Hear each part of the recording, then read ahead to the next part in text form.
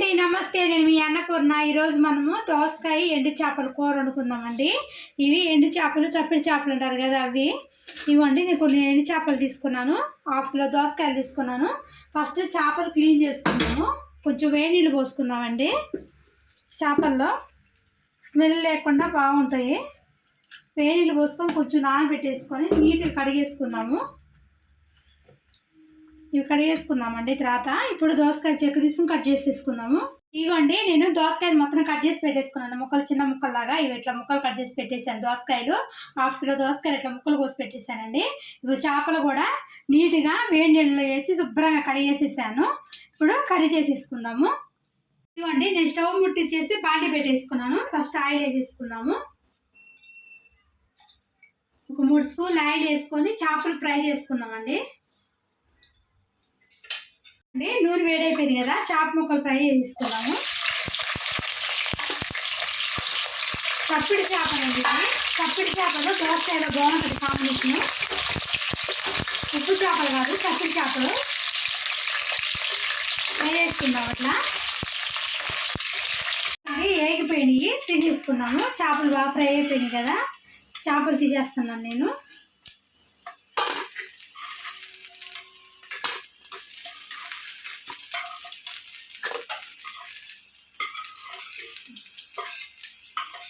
ఇదిగోండి, ఫ్రై అయిపోయింది, తీసేస్తున్నాను. తీసేసే కదా, ఇప్పుడు ఇదే ఆయిల్ సరిపోతుందండి మనకి. ఇదే ఆయిల్ సరిపోతుంది కర్రీ వండటానికి కూడా. 3 స్పూన్లు వేసాను కదా, అదే ఆయిల్ ఉంది. 2 ఉల్లిపాయలు, ఒక 4 పచ్చిమిరపకాయలు వేసి ఫ్రై చేసుకుందాం. ఇదే ఆయిల్. ఇవ్వండి, ఉల్లిపాయలు వేగిపోయినాయి కదా, ఇప్పుడు కొంచెం అల్లం వెల్లిగడ్డ పేస్ట్ వేసుకున్నాము, 1 స్పూను. మనము దోసకాయ చప్పిడి చేప వండుకుంటే చేప ఇట్లా టేస్ట్ బాగుంటుందండి. చాలా బాగుంటుంది. మనం ఇట్లా వండేసుకుంటే చేప ఫ్రై చేసుకొని ఇట్లా వండుకుంటే బాగుంటుంది. ఇప్పుడు పసుపు వేసుకుందాం, 1 స్పూన్ పసుపు.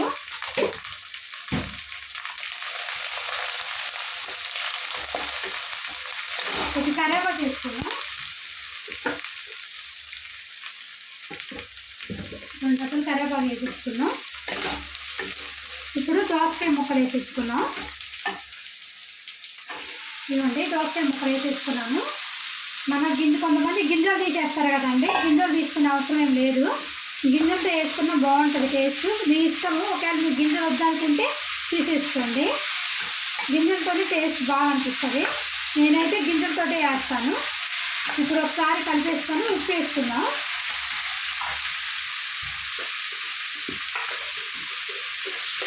ఇవ్వండి, నేను దొడ్డు ఉప్పు వేస్తున్నాను, 1 స్పూను. ఉప్పు వేసుకొని ఒకసారి కలిపి కొంచెం మగ్గబెట్టేసుకుందాం. తొందరగానే మగ్గిపోతుంది దోసకాయ కూడా. మూత పెట్టేసుకుందాం.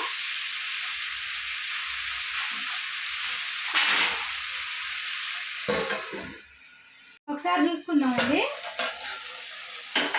దోసకాయ బాగా ఉడికిపోతుంది కదా, ఇప్పుడు టమాటా వేసేసుకుందాం. నేను ఒక 4 టమాటాలు వేసుకుంటున్నానండి, చిన్నవి, పెద్దవి కాదు. ఒక చిన్న కాయలు 4 వేసుకున్నాను. టమాటా కూడా వేసి కలిపేసుకుందాం.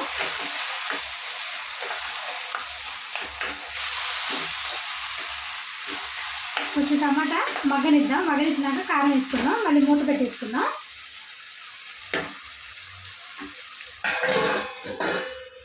ఒకసారి చూసుకుందామండి.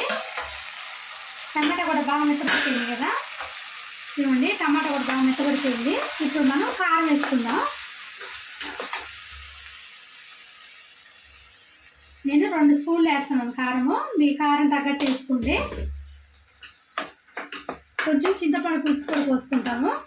కొంచెం లైట్గా పులుపు ఉంటుంది కదా దోసకాయ. టమాటా కూడా వేసాం కదా, కొంచెం అంత నిమ్మకాయ సైజు కన్నా ఉసిరికాయ సైజు అంత చింతపండు రసం తీసుకొని పోసుకుందాము. ఇవ్వండి, చింతపండు నానబెట్టేసాను నేను, రసం తీసాను. చూడండి, చింతపండు చిన్న ఉసిరికాయ సైజు అంత చింతపండు అండి. ఇదిగోండి, కొంచెం అంత ఇంత చింతపండు రసం తీసేసాను నేను. ఇది పోసేసుకుందాం. చెయ్యి అడ్డం పెట్టేసుకొని పోసేసుకుందాం. చాలండి, ఆ పులుపు సరిపోతుంది. ఎక్కువ పులుపు కూడా ఏం వేసుకోకండి, లైట్గా దోసకాయ పుల్లగా ఉంటుంది కదా, టమాటా కూడా కొంచెం లైట్ పుల్లగా ఉంటుంది కాబట్టి అంతవరకు చాలు. మనం ఇంకా వాటర్ పోసేసుకుందాం మనకి ఎంత కావాలంత. దోసకాయ ఆల్రెడీ చాలా వరకు ఉడికిపోయింది, కొంచెం ఉడికితే సరిపోతుంది.